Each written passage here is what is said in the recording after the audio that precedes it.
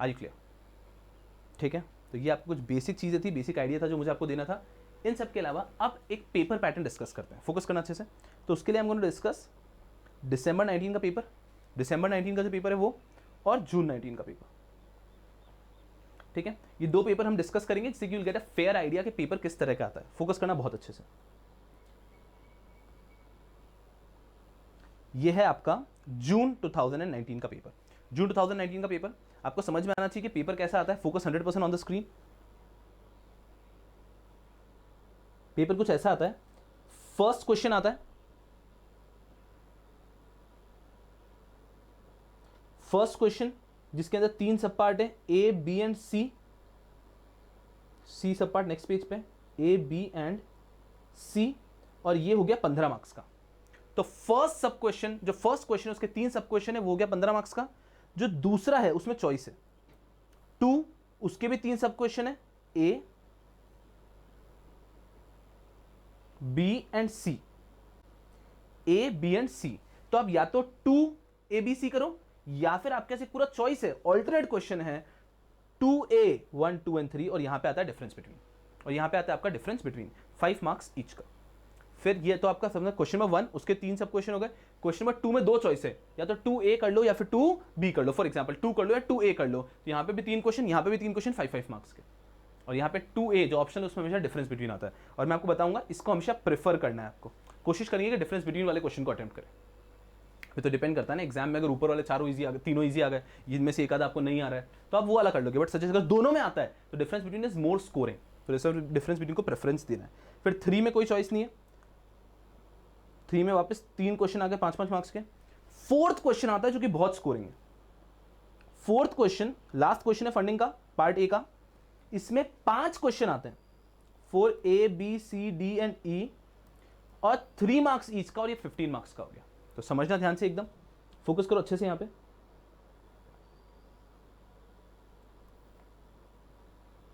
Focus करना अच्छे से। क्या कह रहा हूं मैं? आपका पेपर सबसे पहले फंडिंग एंड लिस्टिंग, फोकस करना, फंडिंग एंड लिस्टिंग है। उसमें सबसे पहला पार्ट है फंडिंग।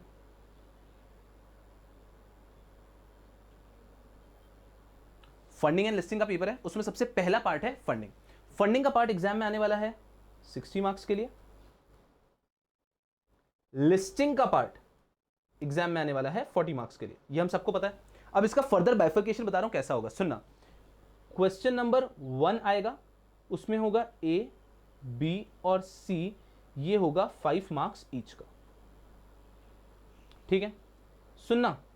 क्वेश्चन नंबर 2 आएगा, उसमें भी होगा A B और C, और क्वेश्चन 2A यहां पे भी होगा A B और C। तो आपको 2 और 2A में से कोई सा भी एक करना है, 2 और 2A में से कोई सा भी एक करना है। यहां पे 2A जो है वो डिफरेंस बिटवीन का क्वेश्चन होता है, 2A इज डिफरेंस बिटवीन का क्वेश्चन, तो इन दोनों में से कोई सा भी एक करना है। ये भी होंगे 5 मार्क्स ईच के। इसके बाद में क्वेश्चन नंबर 3 आएगा, उसमें भी 3 ही सब क्वेश्चन आएंगे, ये भी 5 मार्क्स ईच के। और फिर क्वेश्चन नंबर 4 आएगा जो बहुत स्कोरिंग आएगा, जिसमें A B C D E 5 सब क्वेश्चंस होंगे, एंड ये होगा 3 मार्क्स ईच का। तो आई गेस आपको समझ में आ रहा है, 5 मार्क्स ईच करके 15 ये हो गए, 15 ये हो गए, 15 ये हो गए, और 15 ये हो गए, और टोटल इस तरह से 60 मार्क्स का आपका फंडिंग का पेपर आने वाला है। आपको समझ में आ रहा है क्या? तो इस तरह से पेपर आने वाला है। इसमें मैं आपको पहले बता देता हूं क्या होता है। ये जो है ना, ये आता है सरप्राइज क्वेश्चन। अब जनरली बोल रहा हूं, आईसीएसआई कभी भी आपको सरप्राइज कर सकता है, बट आपको जो एक आइडिया होना चाहिए। जो ये पहला क्वेश्चन आता है, ये सरप्राइज क्वेश्चन आता है। इसमें कुछ ना कुछ ऐसा आएगा तिगड़म टेढ़ा कि आपको एक बार हिला देगा। ठीक है, आपको कौन से सबसे स्कोरिंग क्वेश्चन है? सबसे स्कोरिंग क्वेश्चन है आपके लिए 2A और ये क्वेश्चन नंबर 4। ये दोनों अगर आपको संभव है तो सबसे पहले ये दोनों करो। 2A में आते हैं 3 difference between are always scoring, and I don't think I need to tell CS professional के स्टूडेंट्स कि अब जरूरी नहीं कि सारे डिफरेंस बिटवीन आप ऐसे वर्टिकल दोनों को कंपेयर करते हुए करो। अगर कंपेरेबल हैं तो दोनों को कंपेयर करते हुए कर लोगे। क्लियर है? जैसे कि अभी last time Luxembourg stock exchange के जो दोनों मार्केट हैं, राइट, BDL और यूरो MTF, इन दोनों में डिफरेंस आ गया तो इसको आप कंपेयर करके कर सकते हो, बिकॉज मॉड्यूल में दिया हुआ है। लेकिन कभी कभी ऐसे डिफरेंस आ जाते हैं जो आप कंपेयर करके कर ही नहीं सकते हो, तो आपको पहले एक को एक्सप्लेन कर देना है, फिर दूसरे को एक्सप्लेन कर देना है, कोई तकलीफ की बात नहीं, आपको मार्क्स मिल जाएगा। Are you getting a fair idea? ये जो 2A है और 4 है, these are the most scoring questions of the entire funding का पेपर। तो आपको कोशिश ये करना है आइडियली इन दोनों में से किसी एक को सबसे पहले उठा के फोड़ देना, बिकॉज ये कैसा है 3 मार्क्स के 5 है। तो यहां पे मैं आपको कह रहा हूं कि बुरी से बुरी हालत में आप 10 मार्क्स लेके निकलते हो, बुरी से बुरी हालत में, राइट? तो आप समझिए, तो ये दोनों सबसे स्कोरिंग हो गए, और उसके बाद में you can pick 3 and thereafter you will eventually will have to do 1। अब 1 क्वेश्चन करने में कैसा है कि ठीक है एक आधा डिफिकल्ट होगा, एंड में डर नहीं है ना, बिकॉज आपको पता है पूरा पेपर अच्छे से हो गया।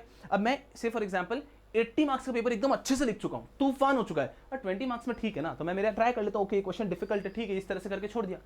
सो then you are in a position to try also. अगर आप सबसे पहले ले लेते हो तो आपका कॉन्फिडेंस ही गिर जाता है ना, अरे यार ये नहीं होगा, बचे पेपर में क्या होगा, बचे पेपर में क्या होगा, और फिर जो आपको आता है वहां पे भी आप गलतियां कर देते हो।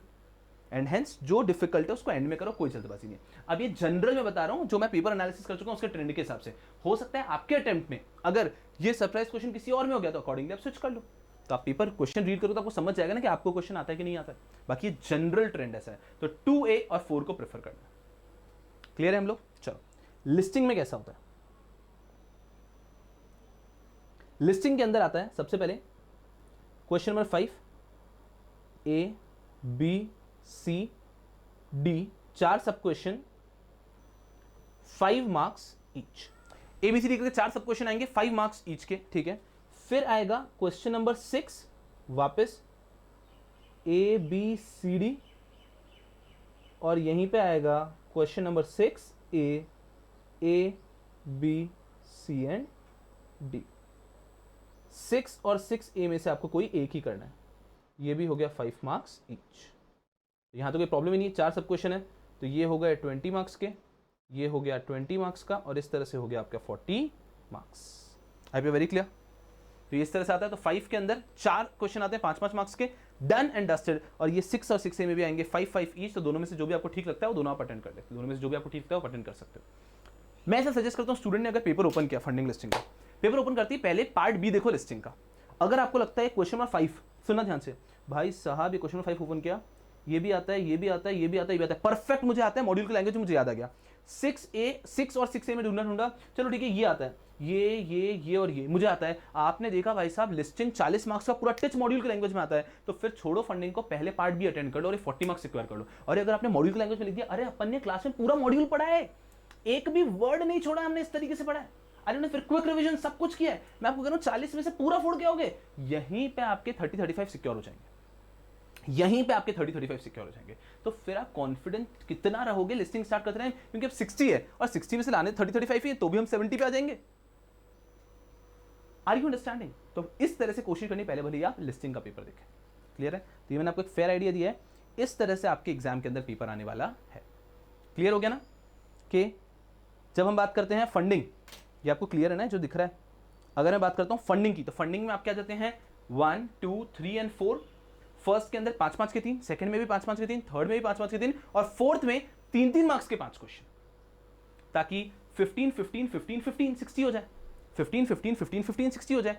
यहां पे 2 ही क्वेश्चन हमें करने होते हैं 5 और 6 को, तो 20-20, तो 5-5 मार्क्स के 4, और 2 क्वेश्चन में आपको मिलती है चॉइस, एक मिलती है 6th में, एक मिलती है 2nd में। 2A will be difference between. I hope you understanding. Clear है कदम? अब सुनो, अब आपने क्या करना चाहिए, एक तो आपने पेपर जब पूरी प्रेपरेशन हो जाए उसके बाद पेपर को टच करना। अभी पेपर टच करना बेवकूफी है, बट कुछ कर दे तो हमेशा की तरह मानेंगे तो है नहीं, वो करेंगे, बट मेरी बात मानो तो अभी टच मत करना। ये हो गया जिसके मैंने बताया पार्ट बी। पार्ट बी में सबसे पहले 5 में ABCD, फिर आता है 6 और 6A में ये चॉइस, दोनों में से जो भी आपको ठीक लगता है वो आप कर दो। क्लियर है? अब आते हैं मेरे एनालिसिस पे, फोकस करो यहाँ पे। सबसे पहले जून 2019 का पेपर एनालिसिस कर रहा हूं। सबसे पहला जो क्वेश्चन आया था, फोकस करना ध्यान से, फर्स्ट क्वेश्चन के 3 पार्ट है, तो ABC पहला क्वेश्चन आ गया था day account for debt securities का, चैप्टर नंबर 6 से। दूसरा क्वेश्चन आया था लेटर ऑफ क्रेडिट पे, चैप्टर नंबर 8 से। तीसरा क्वेश्चन आया था numerical on working capital, chapter number 7 से। आपको चार्ट कैसे बनाए समझ में आ रहा है ना? शुरुआत में ये तो मैंने क्वेश्चन के नंबर दिए जो क्वेश्चन पेपर में आए थे, उसके बाद मैंने दिया है direct question stands for D, direct question D, numerical stands for N। ठीक है, कहीं पे अगर केस स्टडी आया होता है, केस स्टडी मतलब इनडायरेक्ट क्वेश्चन पूछते हैं, यहाँ पे इनडायरेक्ट क्वेश्चन पूछते हैं, तो मैंने CS लिखा है केस स्टडी। ये वापस डायरेक्ट मोस्टली डायरेक्ट क्वेश्चन ही आते हैं, लेकिन कुछ एक केस स्टडी आ जाते हैं। तो अगर केस स्टडी आया है मतलब इनडायरेक्टली क्वेश्चन पूछा हुआ है, तो वहां पे मैंने CS लिखा है। तो ये हो गया सबसे पहले। तो देखो चैप्टर कौन सा है, तो चैप्टर नंबर फर्स्ट क्वेश्चन 6, 8 और 7 से आया था। फिर सेकंड आया 9, 7 और 12 से आया। फिर ये आए 3 डिफरेंस बिटवीन। तो 2A में डिफरेंस बिटवीन आते हैं, फिर bill, discounting, factoring, letter of credit वगैरह वगैरह वगैरह, ये डिफरेंस बिटवीन आ गए। सबसे स्कोरिंग रहता है ये किसमें है, 7, 8 और 9 में आते सारे 5-5 मार्क्स के, तो कंफ्यूजन नहीं है। लास्ट वाला कॉलम ऑफ मार्क्स का है, सब 5-5 मार्क्स की है, तो कोई प्रॉब्लम नहीं है। तो ये इस तरह से आपका पूरा पेपर चल रहा है, समझ में आ रहा है। फिर 3 आ गया डायरेक्ट क्वेश्चन, वापस डायरेक्ट। ये इस्लामिक बैंकिंग वगैरह हमने पढ़ा था, याद आ रहा है वो। उसके बाद modes of euro issue, direct. फिर एक और न्यूमेरिकल आ गया 4C में, न्यूमेरिकल ऑन कमर्शियल पेपर। ठीक है सर, ऐसे न्यूमेरिकल आते हैं? हाँ बिल्कुल न्यूमेरिकल आते हैं कभी कभी। और मैंने आपको कहा ना कि एक लेक्चर में न्यूमेरिकल पे वैसे भी लेने वाला हूँ, just to be prepared for the numericals as well. Numerical direct खत्म। तो इस तरह से आपका पूरा 60 मार्क्स का पेपर हो गया फंडिंग का पूरा एनालिसिस। अब अगर मैं इसको चैप्टर वाइज देखता हूं जून के अंदर, तो कैसा हुआ देखो। चैप्टर नंबर 1 से आया 3 मार्क्स का क्वेश्चन। सर ICDR इतना बड़ा चैप्टर हम पढ़ के जाएंगे और उससे एग्जाम में 3 मार्क्स का क्वेश्चन पूछेंगे? ICSI is unpredictable. Chapter number 2, 3 और 4 से एक भी क्वेश्चन नहीं आया। Real estate investment trust, infrastructure trust, कुछ क्वेश्चन ही नहीं आया इन सबसे। फिर चैप्टर नंबर 5 से आया 5 मार्क्स का क्वेश्चन। चैप्टर नंबर 6 से आया 5 मार्क्स का क्वेश्चन। और चैप्टर नंबर 7 से 20 मार्क्स के क्वेश्चन पूछते इतने छोटे से चैप्टर से। यस। चैप्टर नंबर 8 से 10, चैप्टर नंबर 9 से 13 मार्क्स के क्वेश्चन, चैप्टर नंबर 10 से 11 मार्क्स के क्वेश्चन पूछे गए, चैप्टर नंबर 11 से 3 मार्क्स के क्वेश्चन पूछे गए, चैप्टर नंबर 12 से 5 मार्क्स के क्वेश्चन पूछे गए। ये इस तरह से पूरा आपका बाइफर्केशन हुआ। सर ये हमारे क्या काम का बताऊंगा ना, इससे हम कंक्लूजन भी कैसे डिराइव करेंगे। इसके बाद मैं आता हूं लिस्टिंग पे। तो ये लिस्टिंग उठाया, अभी आपको लिस्टिंग बड़ा जाना पहचाना लगेगा बिकॉज अभी जस्ट आपने लिस्टिंग कंप्लीट ही किया। तो लिस्टिंग का सबसे पहला जो क्वेश्चन आया, लिस्टिंग का पहला क्वेश्चन आया ए, डीलिंग विद अनक्लेम सिक्योरिटीज का। चलो ठीक है, ABCD चारों डायरेक्ट क्वेश्चन। फिर 6 के अंदर आया पहला डायरेक्ट और एक आ गया case study question, preparation for IPO। जो आप इस क्वेश्चन को देखोगे, केस स्टडी का मतलब कैसा है कि थोड़ा सा इनडायरेक्ट है। केस स्टडी मतलब प्रॉपर केस स्टडी नहीं, थोड़ा सा इनडायरेक्ट क्वेश्चन था। फिर ये DD, फिर ये SME के T+2 वगैरह। तो पेपर आप कैसा आप देख सकते हो, मैं आपको एक फेयर आइडिया दे रहा हूं। और 6A में इस तरह से क्वेश्चन आया, सारे डायरेक्ट क्वेश्चन। क्लियर है। और वो भी पेपर भी हमने देखा ही ना, दिख ही रहा है कि सारे डायरेक्ट क्वेश्चन पूछे गए, सारे के सारे डायरेक्ट क्वेश्चन। क्लियर है हम लोग यहाँ पे। चल अगर हम बात करते हैं इसके नेक्स्ट वाले टॉपिक की, तो इसके बाद में हम लोग ये तो ये हो गए आपके तीनों क्वेश्चन 5, 6 और 6A। क्लियर है हम लोग। चलो अब इसका एनालिसिस देखो। चैप्टर नंबर 13 जो LODR है ना, उससे कितने मार्क्स का आया है, 25 मार्क्स का। चैप्टर नंबर 14 जो हमारा कौन सा है, स्टॉक एक्सचेंज इंटरनेशनल लिस्टिंग, उससे आया 10 मार्क्स का। 15 तो वैसे ही छोटा सा चैप्टर है, उससे 5 मार्क्स का क्वेश्चन आ गया। और 16 डॉक्यूमेंटेशन है 20 मार्क्स का, 60 मार्क्स टोटल। सर 60 कैसे, आपका लिस्टिंग तो 40 मार्क्स का होता है। अरे गधों, आते तो 3 क्वेश्चन है ना, आपको उनमें से 2 करने होते हैं। तो पेपर तो 60 का आएगा लिस्टिंग का भी, उसमें से आपको अटेम्प्ट 40 का करना है। तो टोटल 60 का इस तरह से बाइफर्केशन होगा। क्लियर है हम लोग। इसी तरह का मैंने आपके लिए बाइफर्केशन किया है पूरा दिसंबर 19 पेपर का भी। दिसंबर 19 देखो, दिसंबर 19 में पहले क्वेश्चन में दोनों क्या दे दिए, न्यूमेरिकल। देखो एन दिसंबर 19 का पेपर उन्होंने सरप्राइजिंगली डिफिकल्ट बना दिया था। ठीक है, बट कोई प्रॉब्लम नहीं है, पेपर भी फोड़ा जा सकता है आराम से अगर प्रिपरेशन करके व्यक्ति गया है तो सबसे पहले बात करते हैं पहले क्वेश्चन में। देखो न्यूमेरिकल और इनोवेटर्स ग्रोथ प्लेटफॉर्म। अरे बच्चों को पता ही नहीं था इनोवेटर ग्रोथ प्लेटफॉर्म के बारे में, तो यहां पे हो गई थी तकलीफ। क्लियर है। तो 5 मार्क्स से मार्क्स बताने की आवश्यकता नहीं है मुझे। तो ये आ गया न्यूमेरिकल। तो पहला क्वेश्चन सरप्राइज आ जाता है। फिर सेकंड में CS मतलब इनडायरेक्ट क्वेश्चन आया था अंडरराइटिंग के ऊपर। फिर पब्लिक ऑफर ऑफ सिक्योरिटीज और कॉर्पोरेट बॉन्ड के ऊपर डायरेक्ट क्वेश्चन आ गया। ये कौन से चैप्टर सारा दिख रहा है, 8, 7, 1, 1, 12, 6। ये मैंने आपको क्वेश्चन नंबर के साथ इसलिए दिया है कि जब भी आप पेपर सॉल्व करोगे ना, तो आपको भी आंसर ढूंढने में आसानी होगी। तो मेरे एंड से मैं दे रहा हूं पूरा एनालिसिस, और मेरी कोशिश हमेशा रहेगी कि जैसे जैसे एग्जाम्स होंगे हर एग्जाम का मैं आपको ऐसा एनालिसिस देता रहूंगा। ठीक है। और सर भगवान करे हमें कभी जरूरत ना पड़े, बिल्कुल मैं विश्वास मानता हूं कि आपको जरूरत नहीं पड़ेगी, बट मैं आप जस्ट टेलिंग यू कि हर एक पेपर का ऐसा एनालिसिस क्लियर रहेगा। उसके बाद में आ गया 2A डिफरेंस बिटवीन। तो डिफरेंस बिटवीन जैसे कि मैंने कहा कि हमेशा स्कोरिंग रहता है, तो इसका आपको ध्यान देना है। फिर आगे वापस एक केस स्टडी मतलब इनडायरेक्ट क्वेश्चन आया था बोनस इशू पे 3A, 3B, 3C।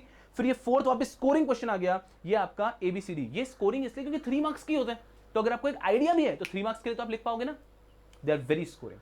अब इसका एनालिसिस, अब यहां पे देखना, हम अगर देखते हैं जून 19 के पेपर को, तो जून 19 के पेपर में फर्स्ट चैप्टर से 3 मार्क्स का क्वेश्चन पूछा था, और यहां पे फर्स्ट चैप्टर से 15 मार्क्स का क्वेश्चन पूछा। 2, 3, 4 से पूछा ही नहीं था, इन्होंने 2, 3, 4 से पूछा। तो दिसंबर 2019 के पेपर में उन्होंने बहुत इक्विटेबल डिस्ट्रीब्यूशन किया, हर चैप्टर से क्वेश्चन था, एक भी चैप्टर से जिससे क्वेश्चन नहीं था। फिर हम देख सकते हैं फर्स्ट चैप्टर से 15, सेकंड से 3 मार्क्स का, 5 मार्क्स का, फोर्थ चैप्टर से 3 मार्क्स का, फिफ्थ चैप्टर से 5 मार्क्स का, सिक्स्थ चैप्टर से 5 मार्क्स का, सेवन्थ चैप्टर से 10 मार्क्स का, एट्थ चैप्टर से 8 मार्क्स का, नाइन्थ चैप्टर से 8 मार्क्स का, और वही उसी तरह से आगे आगे जा रहे हैं, और 75 मार्क्स टोटल होता है। सो 75 कैसे, वही मैंने कहा पेपर आपको 60 का अटेम्प्ट करना है, बट क्वेश्चन पेपर 75 का आएगा। एक 15 मार्क्स आपके चॉइस रहती है, 2 और 2A वाली, तो एक आप अटेम्प्ट नहीं करते। इसी तरह से दिसंबर का आया लिस्टिंग का पेपर, तो दिसंबर का जो लिस्टिंग का पेपर था वापस सेम पैटर्न आया उनका भी, किस वजह से 5, उसके बाद में 6 और 6A। क्लियर है? और प्रॉपर बता रहा हूं कि यहां पे आपको जैसे कि एक थोड़ा सा इनडायरेक्ट क्वेश्चन था, जिसको मैंने CS केस स्टडी देखता हूं, इनडायरेक्ट क्वेश्चन को होया। अब इसका अगर मैं एनालिसिस देखता हूं, फोकस करना ध्यान से, 15 मार्क्स का है चैप्टर 13। इंटरनेशनल स्टॉक एक्सचेंज कितने मार्क्स का आ गया? 25 मार्क्स का आया आपका international stock exchange. My God, इतना सा चैप्टर है और वो 25 मार्क्स का आया। 15 तो छोटा सा, ये 5 मार्क्स का है, और 16 आया 15 मार्क्स का, और ये 60 हो जाता है, मतलब आपका 40 आपको अटेम्प्ट करना है, बट पेपर तो 60 मार्क्स का आता है। क्लियर है क्या? अच्छा, मेरी आपसे क्या रिक्वेस्ट रहेगी, एनीवेज मतलब जो आपका ड्राइव लिंक है उसमें मैं आपके ये दोनों पेपर भी रखूंगा, और इसके सजेस्टेड आंसर जो ICSI ने दिए वो भी रखूंगा।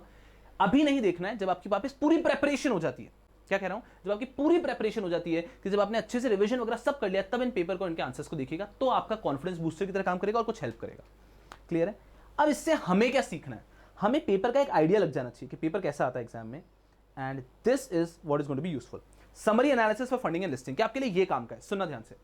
ये कैसा है, ये चैप्टर हो गया, ये जून अटेम्प्ट और दिसंबर अटेम्प्ट में कितने कितने मार्क्स का आया, और कितने मार्क्स का आप आगे के अटेम्प्ट में इनको एक्सपेक्ट करके चल सकते हैं। क्लियर है? So this is something which is going to be a take away. और मैं जो चैप्टर का आपको एक पेपर पैटर्न आपको पता होना चाहिए, ताकि अरे कैसा है, एग्जाम में बैठो तो जितना सूदिंग फील, जितना कंफर्टेबल फील ले सकते हो, उतना कंफर्टेबल लेने की कोशिश करो। तो अगर आपको ये भी नहीं पता है कि कितने क्वेश्चन एग्जैक्टली आते हैं, कितने क्वेश्चन में कौन से सब क्वेश्चन आएंगे, कहां पे ऑप्शन होगा, कौन से क्वेश्चन में ऑप्शन होगा, कौन से क्वेश्चन कंपलसरी होंगे, तो आप एग्जाम जाके हर एक चीज नहीं लगेगी। अब अगर आपको, सुनो मेरी बात, आपको अब ये पता है कि फंडिंग में बैठे क्वेश्चन नंबर 1 में 3 सब क्वेश्चन होने चाहिए, इसमें सरप्राइज क्वेश्चन होगा, क्वेश्चन नंबर 2 और 2A में चॉइस होगी, 3 होगा, फिर फोर्थ के अंदर 3-3 मार्क्स के 5 क्वेश्चन होंगे। तो आप जब पेपर को आपको फेमिलियरिटी मिलेगी, are you getting a fair idea, तो you will have a familiarity with the paper. तो वो फेमिलियरिटी बहुत जरूरी है, तो इसलिए हमेशा पेपर पैटर्न को अच्छे से स्टडी करके जाना चाहिए, राइट? तो ये हो गया हमारा पेपर। अब एक्सपेक्ट कितना कर सकते हैं? चैप्टर 1 जो ICDR का चैप्टर है, उसका आप एग्जाम में 10 से 20 मार्क्स का अपेक्षा लेके चलो एग्जाम में। 10 to 20 मार्क्स के आपको ICDR पे क्वेश्चन आ सकता है। अभी तक ICDR पे न्यूमेरिकल नहीं पूछा गया कभी भी, मुझे लगता है अब ICDR पे न्यूमेरिकल पूछा जा सकता है। तो ICDR पे न्यूमेरिकल को रेडी करो, अलॉटमेंट वगैरह का जो पॉसिबिलिटी है उसका ध्यान रखो, ठीक है? चलो, फिर चैप्टर 2 जो है वो 5 मार्क्स के लिए पूछा जा सकता है। चैप्टर 3 5 5 5 5, चैप्टर 7 10 से 20 मार्क्स के लिए पूछा जा सकता है। Chapter 8 5 to 10, chapter 9 10 to 15, chapter 10 जो है वो 5 to 10। जो चैप्टर 9 है ना, ये पूरा नया, वो ECB वगैरह पूरा नया है, एक्सटर्नल कमर्शियल बोरिंग वगैरह हमें पूरा नया ही पढ़ा लेक्चर के अंदर, कि पूरा वो जो पहले था ना ट्रैक 1 ट्रैक 2 ट्रैक 3 सब हटा दिया, तो हमने रिवाइज ही पढ़ा है। तो ये वापस इससे आने की संभावना है चैप्टर नंबर 9 से 10 से 15 मार्क्स का आ सकता है, और इस तरह से पूरा आपको एंड तक का मैंने पूरा बाइफर्केशन दे रखा है। So this sheet will be helpful for you to plan your studies also, that you have a fair idea this chapter से इतना मार्क्स का आना है। तो एग्जाम के दिन पहले सबसे ज्यादा क्लियर तरीके से आपको जो आपको दिख रहे हैं बड़े बड़े बड़े बड़े बड़े बड़े बड़े, उनको तो आपको बारीक एक एक पॉइंट को पढ़ के जाना है। I hope you understand what I am trying to say. So you need to just understand कि कभी भी ऐसा नहीं हो सकता कि हमने एक प्लान किया और वो हमेशा 100% एग्जीक्यूट ही हो जाए, but this does not mean that you should not have a plan. Plan has to be there mandatorily, so that when you will go there, अरे प्लान 100% सक्सेसफुल नहीं होगा, अरे 70-80% तो होगा, 50-60% तो होगा। सो देन आप थोड़े से कंफर्ट लेवल पर जाते हो, and majority students I tell you बेवकूफों की तरह जाते हैं, सीधे वहां जाकर अरे ऐसा पेपर आता है कि और सीधा लिखना चालू। फिर कैसे अपेक्षा करोगे कि you will get a very good outstanding marks? Pass हो भी जाओगे, मान लो पास हो जाओगे, but you will never get outstanding marks. You to ensure that आपकी बेसिक प्लानिंग होना बहुत बहुत बहुत जरूरी है। Are you getting a fair idea? Clear है हम लोग? सो इस तरह से एक पेपर एनालिसिस था जो मैंने आपके लिए किया था। तो इस पेपर एनालिसिस को माइंड में रखते हुए ये शीट रहेगी, ये आपके ड्राइव लिंक पे एनीवेज रहेगी, तो आप इसमें से जब भी चाहो देख सकते हो, you will get a fair idea कि इस तरह से आपकी प्लानिंग होनी चाहिए, इस तरह से चैप्टर का प्रोमिनेंस है।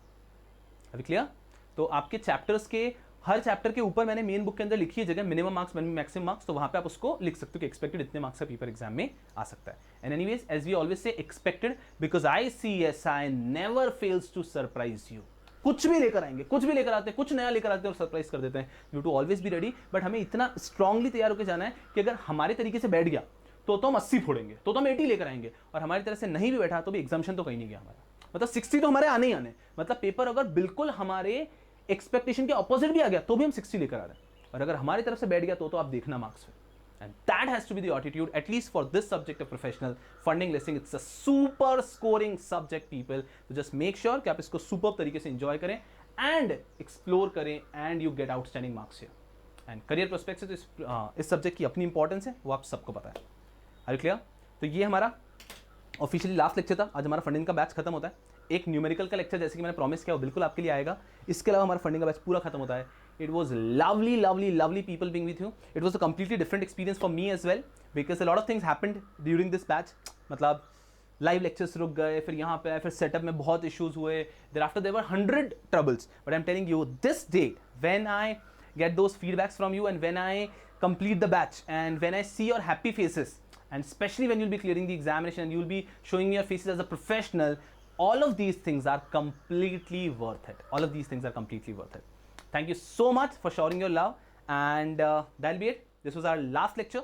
इस लेक्चर के अंदर मैंने आपको बहुत सारी चीज़ें पहले शुरुआत में बताई कि आपको पेपर कैसे अटेम्प्ट करना है, आपको प्रेपरेशन कैसे करना है, आपका किस तरह से एक बेसिक स्टडी प्लान होना चाहिए एग्जाम तक. तो ये पूरी चीज़ें हमने यहाँ पे डिस्कस की हुई है. तो I hope you will be strictly following it up and I will see you people again for a numerical lecture.